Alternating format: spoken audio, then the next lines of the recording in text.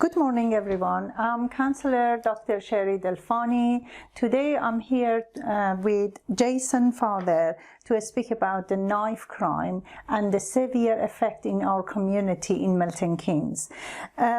Jason father is the father of Jays, who tragically lost his life as a result of knife crime, and in fact he has been murdered on New Year 2021.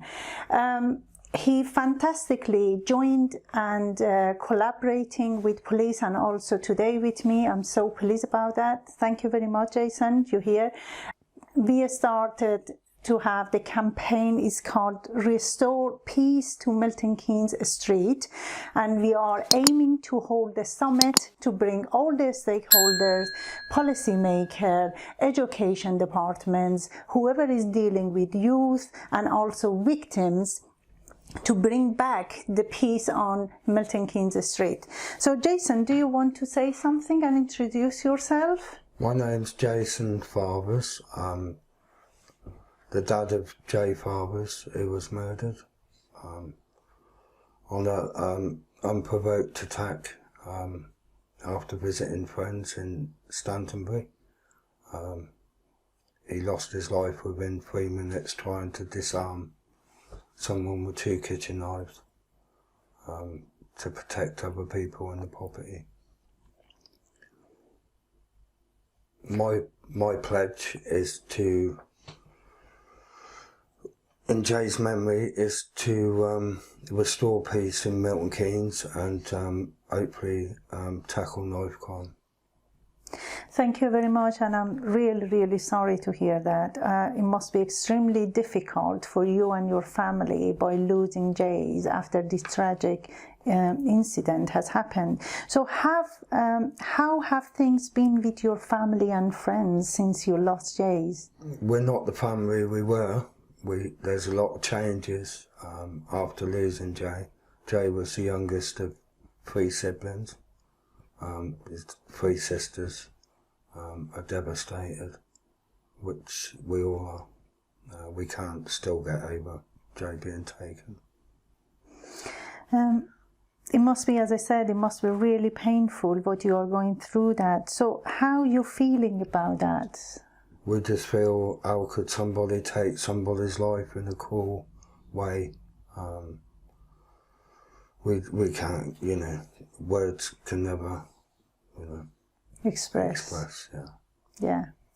Unfortunately, losing the family member, especially the dear son, must be extremely painful. And sometimes we as a human being, we really find to even accept we have lost our, the dearest, and he's not with us, especially when it's not expected death. Something unexpected death has happened, and you lose your family member in this way.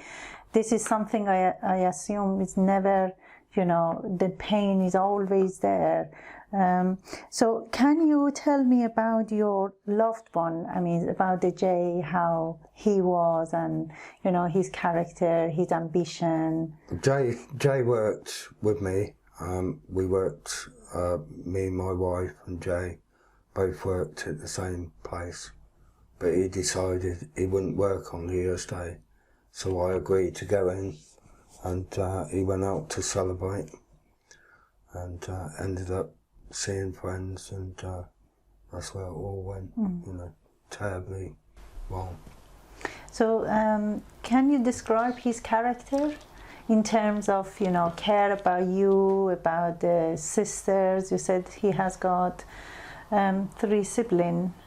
Yeah, Jay would do anything. He's got 2, a nephew and a niece who he fought the world of. Jacob, who's 7, and Anna's 12. He was always going up there doing their gardens, and Holly, his younger sister, he helped her in the garden. And so, yeah, it must be. I can imagine it must be extremely hard. So, have you been through any other difficulties, difficult time recently? What with? After this tragic has happened? No, because I've kept myself busy. After Jay died, we had the court case, and from the day after coming out of court, when he was sentenced, I started campaigning against knife crime, getting these bleed kits out there to prevent any other person from dying, basically. You know. So you mentioned about the bleed kit. So can you explain to us more about the bleed kit and what is the message actually of the bleed kit? It's a fantastic idea. I really love it and I appreciate it, what you are doing. The bleed kit's got a tourniquet which stems the, if you have it in the leg or the arm, you put the tourniquet at the top to stop the blood from flowing out quickly. So there's more chance of survival. It has a chest seal if someone's stabbed in the chest in a gauze, which can pack the wound, and the chest seal goes over with a window in it, so you can see actually where the wound is, and that it's sealed. Sealed it. Fantastic. I know police has been extremely cooperative in this part to raising awareness and also campaigning with you to just set this bleed kit around the Milton Keynes. So do you have any idea so far how many wards or which places mainly you have allocated this kit, so we can make sure that every estate and every session they have it if anything happen? Well, the estates where they're on at the moment is Netherfield Co-op, Healands, Tesco's. Okay. The George in Stony Stratford, which is an hotel with 24-hour access. Oh, that's great. The Duke of Wellington, where there's problems there occasionally. The Cock Hotel in Stony Stratford. The Northwestern in Wolverton. And also the Victoria in Wolverton, which has had problems in the past.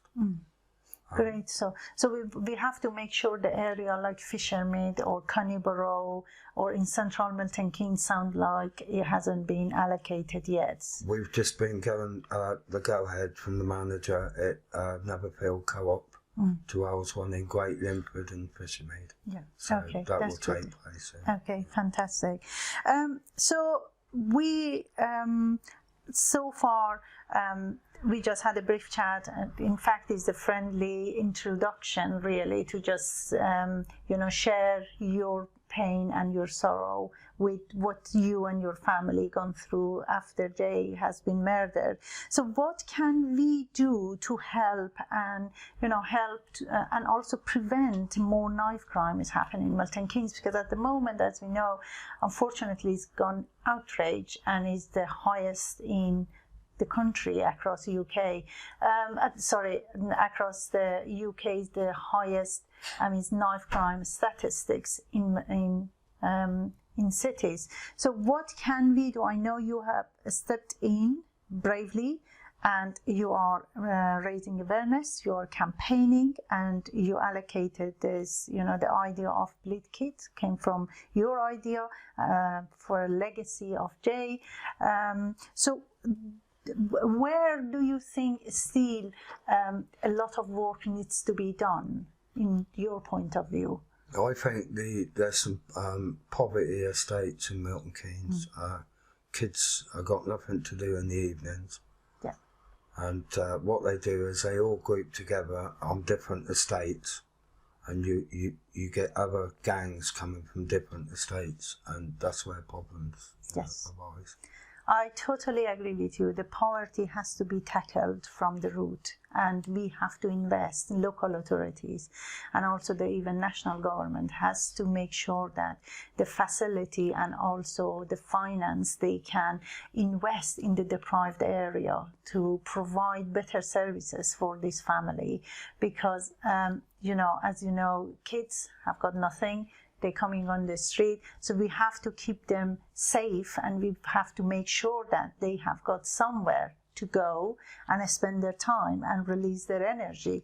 And also, as you agree, this campaign, and also, raising awareness, especially, I suppose, around the deprived area, might be a good idea. We jointly start to having a leaflet out and to just distribute it to the houses, to just say, well, we are doing this and please be aware. Because bear in mind, we should be realistic. Many families might even don't have access to proper internet. Although the local news, they are doing their part, they helpful, but many of them, many family, they don't receive this, the newspaper like as used to like before. So we have to make sure that, again, we can do, something like leafleting, the message goes out. Do you agree with it? Or? I do as well, and also schools, when people leave school. Yes. It's, there's a lot of businesses in Milton Keynes who could take apprenticeships on. That's what we want to see. So young people got something to look forward to on. Yes. I've talked to loads of kids on the estates, and half of them have never been in the cinema. Because the family can't afford for them. It, yeah. In Milton Keynes you need money to do anything. Yeah. And in school holidays is when all the kids are off school together. Yeah. There's no youth clubs. They've cut funding on youth services, Yeah, absolutely. So if we wanted to summarize the message you want to send out today, what would be your message? The message is strong message. To get more police, because I speak to sergeants, inspectors. There isn't the policing. Yes, you're right. They do leave. Half of them don't get it because there's no one to fill their spaces. Yeah. And, they're overstretched. So we need to see more money on policing and, go back to the old days where police were walking the streets on beat, and talking to people and going on into the community. Yeah. The community should really feel safe. At the moment, communities are not feeling that way. They feel that they've been neglected by even police. They've been neglected by the governments. They are not being looked after properly. And to be fair, the way the society so far has been, it could be. The feeling might be right, because yes, police is overstretched. Police been, funded, been cut since 2010. We are in shorten of over 20,000 police across England, and the government has to invest and make sure that the more policing, more resource around the cities like Milton Keynes are in place. And also, I believe that Milton Keynes, because we just recently been granted the city status, so we should be able to receive more fund as a city, and we have to make sure that part of this fund definitely would be invested in the deprived area by providing the youth club, and is something that youth can benefit of it, and we reduce the crime. Unfortunately, this sort of crime, we cannot 100% tackle it, but we can't reduce it a lot, because Glasgow, as you know, by early 2000 was one of the worst cities in the Europe by knife crime. Now it's changed. Now it's changed, and it is one of the safest cities in the Because they've Europe. invested in people. Thank you. They were investing, they were providing and facilitating lots of youth clubs and, bringing the communities together. And we have to follow that model, I suppose. Now Milton Keynes is a city status. Yes. There's going to be a lot more people living here. Yes. There's going to be, the places like the hospital, which is not big enough to accommodate everybody as it is. Yeah. And, they're closing police stations. Bletchley's closed. Newport Pagnell. So there's only one police station to house all of Milton Keynes at the moment. And unfortunately, it's closed by 10 o'clock. It's closed by 10 o'clock. So we can't even access the police if we wanted to go there. So well, I've been there when they've been booking people in, and people have to sit in the van for up to an hour because the cells are full. They've got nowhere to take them. The next place is Aylesbury, and then further afield, if the police stations are full. Hopefully our Thames Valley PCC listened to us, because previously I wrote to them, to both MPs of Milton Keynes and also the PCC, to just raise awareness, tried to make them more responsible in this regards by investing more money, especially in Milton Keynes, for this crime. Well, I listened to Matthew Barber, yeah. which is the crime inspector outside the police station just after I gave my interview, and he says there's no problem in Milton Keynes, that they're tackling it. And I think, people and the council saying they drafted in police from Henley-on-Thames, and I know Henley-on-Thames is only a small place, maybe 20 or 30 officers there. Yeah, for the city like Milton Keynes, I remember. No, they're saying they're bringing them here. They're bringing them in there, here, okay. But they're not, because I was told that that's just, misleading. Misleading, yeah, because it's always been like that. No, we have to make them more responsible, because now they were playing with the numbers constantly and misleading the publics, and the result which we care about is reducing the knife crime, which sadly we see that increasement, not reducing. So I think they're saying that because they don't want to alarm the public. Yes. That there's not enough police to police Milton Keynes. Yeah, could be. They're making up excuses. Yes, by bringing some in. But what public are interested to see the positive change and positive result. That's what we are campaigning this for. So we need them to come and talk and make responsibility. So this is where we are, and we continue to speak. We continue to campaign for the legacy of Jay, and also for bringing peace to Milton Keynes Street, because nobody is safe. Nobody is safe in terms of economy, in terms of socially, in terms of even walking in the street. No one is safe, because your son has lost his life as a result of, he wasn't innocently, he lost his life. And it breaks our heart to know somebody else has lost their life. Yes. And what their family are going through, what we went. Indeed, indeed. And sadly, a child, 16-year-old, been stabbed on February, I'm sure you know that, in Milton Keynes College. I've been told that his mother gone through it, she tried to commit suicide because she was so devastated, and they had so close relationship. So the amount of damage mentally and physically on families is not expressible. That's all I can say. When you have a bereavement like that, it will stay with you forever.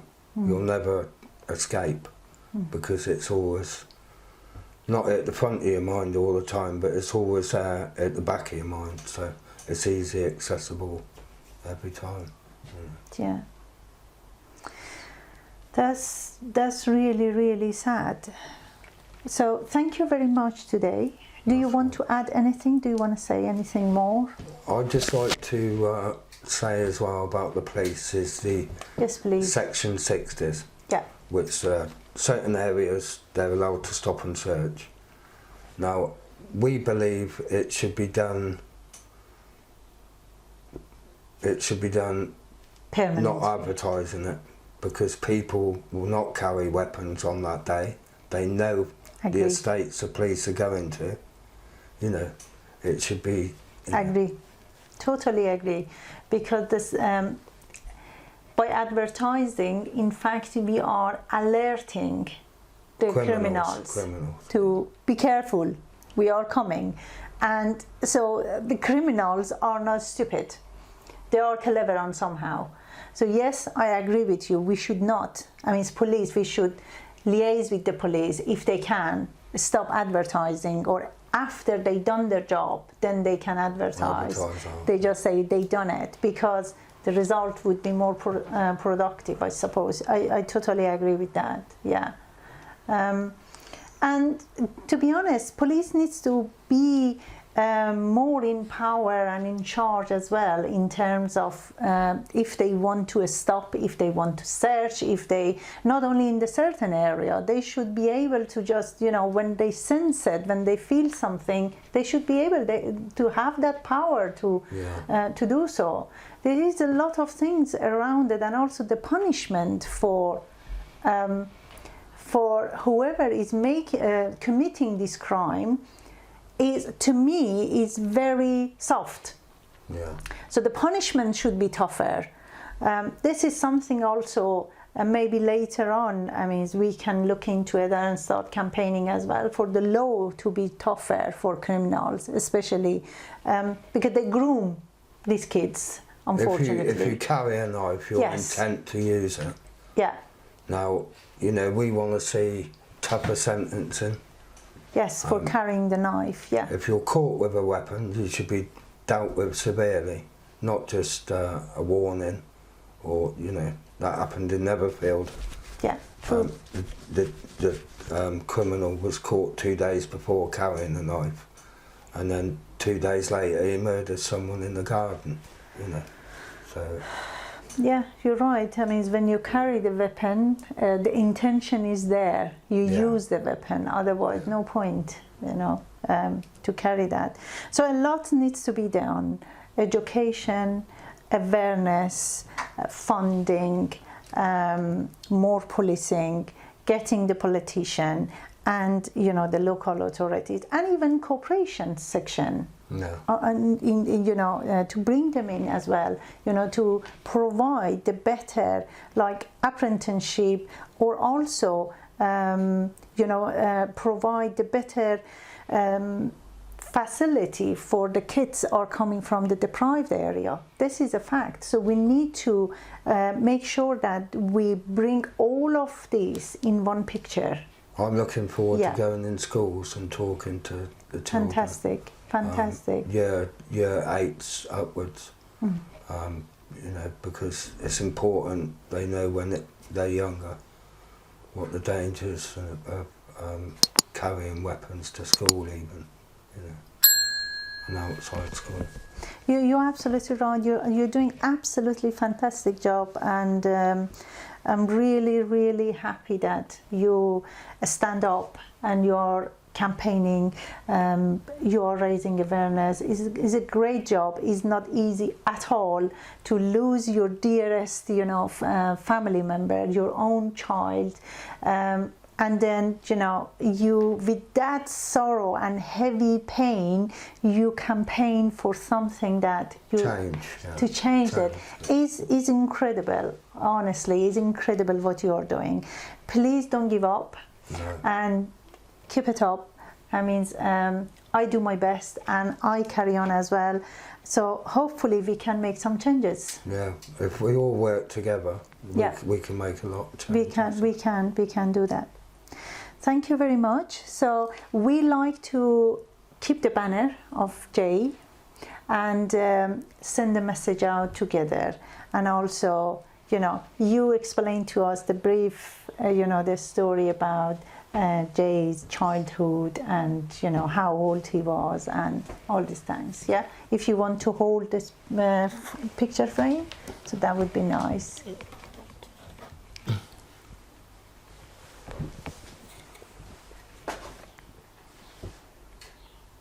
Introduce them. This is Jay when he was 4 years old. He had a bright future ahead of him now. And this was Jay when he was 17, just coming on 18. He was 4 months into his 18th birthday before he was taken away.